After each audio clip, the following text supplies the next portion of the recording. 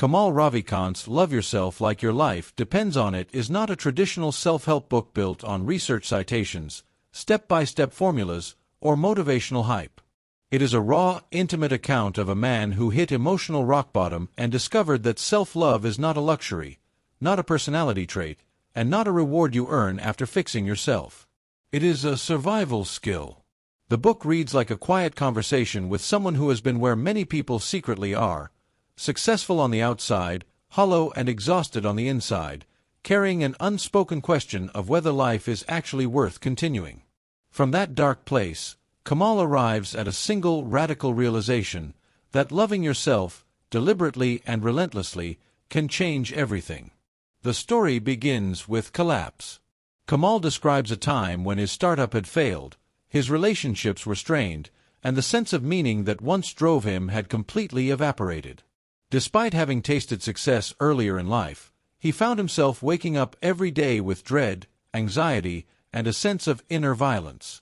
He was not just unhappy, he was at war with himself. This context is important because the lessons that follow are not philosophical theories. They are practices born out of desperation. Loving himself was not something he pursued to become happier or more productive. It was something he clung to because the alternative felt unbearable. One of the earliest and most important realizations in the book is that self-love is not a feeling. It is an action. Kamal makes this distinction very clearly. Waiting to feel worthy before loving yourself is a trap, because worthiness is a moving target. If love is conditional, dependent on success, confidence, discipline, or approval, then it is not love at all. He discovers that self-love must be unconditional, applied even when you feel weak, ashamed, or broken. Especially then. This flips the usual self-improvement logic on its head. Instead of fixing yourself to deserve love, you love yourself first so that healing can even begin. From this insight comes the book's core practice, the simple but powerful act of repeating the phrase, "I love myself." At first, this feels almost absurd to Kamal. Saying the words does not immediately make him feel better. In fact, it often feels fake, forced, or emotionally flat. But he commits to it anyway. He repeats the phrase silently throughout the day, during moments of anxiety, during walks, before sleep, and upon waking. What matters is not belief but repetition. Over time, the words begin to bypass the intellect and sink into the nervous system. The lesson here is subtle but profound. Transformation does not always begin with conviction. Sometimes it begins with persistence. As he continues this practice, Kamal notices something unexpected. The inner voice that constantly criticized him begins to soften. The mental attacks, "You're not good enough, you messed everything up, you'll never recover," start losing their intensity. He realizes that much of his suffering was not caused by external events but by the relentless self-hatred playing on loop in his mind. Loving himself interrupts that loop. It does not magically erase pain, but it changes his relationship with it. Pain no longer feels like proof of failure. It becomes something he can hold with compassion instead of judgment. Another lesson unfolds around responsibility. Loving yourself does not mean excusing harmful behavior or avoiding accountability. In fact, Kamal argues the opposite. True self-love makes you more responsible, not less.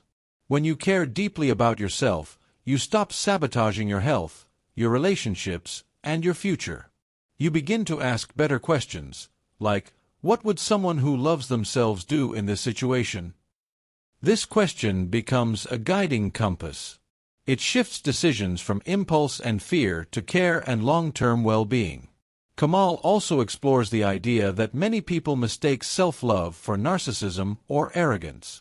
He dismantles this fear gently.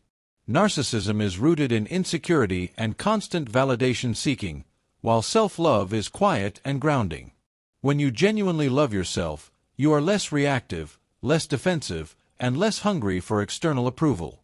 You do not need to prove your worth because you are no longer questioning it every moment. This lesson is especially powerful because it reframes humility. Loving yourself does not make you self-centered, it makes you stable. As the practice deepens, Kamal begins to notice changes in his body. His anxiety lessens. His breath becomes calmer. His sleep improves. This leads to another key insight. Self-love is not just psychological, it is physiological. The body responds to safety and kindness just as much as it responds to threat. For years, his nervous system had been operating in fight-or-flight mode, fueled by self-criticism and fear. Repeating, "I love myself," acts like a signal of safety, slowly retraining his body to relax. This lesson highlights that healing is not only about changing thoughts, but about creating an internal environment where the body feels supported. The book then moves into the idea of forgiveness, particularly self-forgiveness. Kamal acknowledges how difficult this can be. Many people carry old mistakes like permanent scars, replaying them endlessly as evidence that they are flawed beyond repair. Loving yourself means choosing to stop punishing yourself for the past. It does not mean denying responsibility. It means recognizing that ongoing self-punishment serves no one. Forgiveness becomes an act of mercy toward yourself, a decision to let the past inform you without defining you. Another important lesson centers on presence.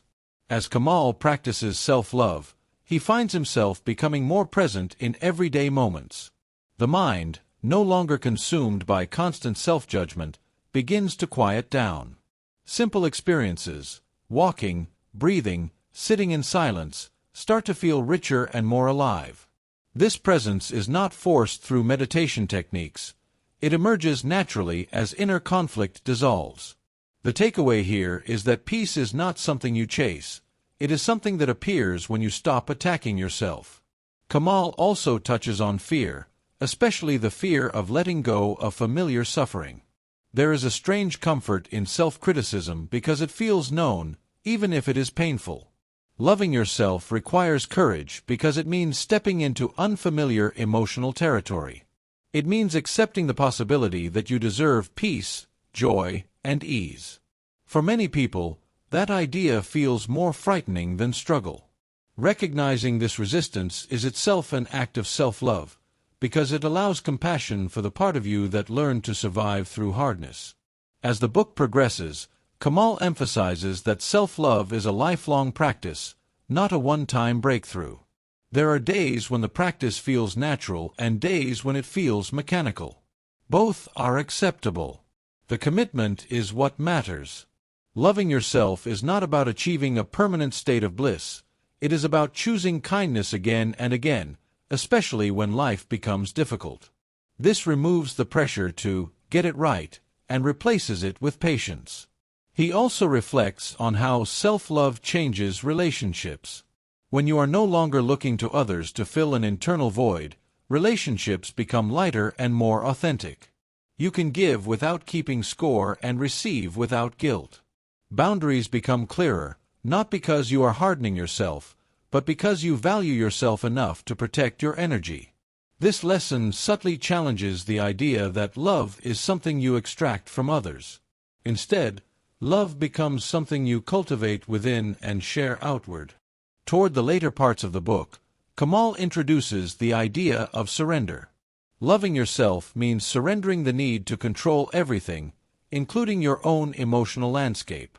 Instead of fighting sadness, fear, or uncertainty, you allow them to exist within a larger field of self-compassion. This surrender is not passive, it is deeply courageous. It says, "I trust myself enough to feel whatever arises." In doing so, emotions lose their power to overwhelm. The simplicity of the book is intentional. Kamal does not offer dozens of techniques or complex frameworks. He returns again and again to the same core message: love yourself. Repeat it. Live it. Let it reshape your inner world. This repetition mirrors the practice itself. Just as saying, "I love myself," works through consistency, the book reinforces its message through gentle insistence rather than intellectual argument. By the time the book reaches its conclusion, it becomes clear that self-love, as Kamal describes it, is not self-indulgence or self-improvement. It is self-acceptance at the deepest level. It is the decision to stop treating yourself as a problem to be fixed and start treating yourself as a life to be cared for. From that place, growth happens naturally. Not forced, not rushed, but rooted in compassion. In the end, Love Yourself Like Your Life Depends on It leaves the reader with a quiet but powerful invitation. You do not need to wait for circumstances to change, for achievements to pile up, or for others to validate you before you begin. You can start now, exactly as you are. The practice may feel awkward, unconvincing, or even meaningless at first, but that does not make it ineffective. Loving yourself is not about convincing the mind. It is about training the heart and nervous system to feel safe again. The lasting lesson of the book is that self-love is not a destination you arrive at after everything is figured out. It is the ground you stand on while you figure things out. When you choose to love yourself, especially in moments of pain and uncertainty, you are choosing life. And sometimes, that choice truly makes all the difference.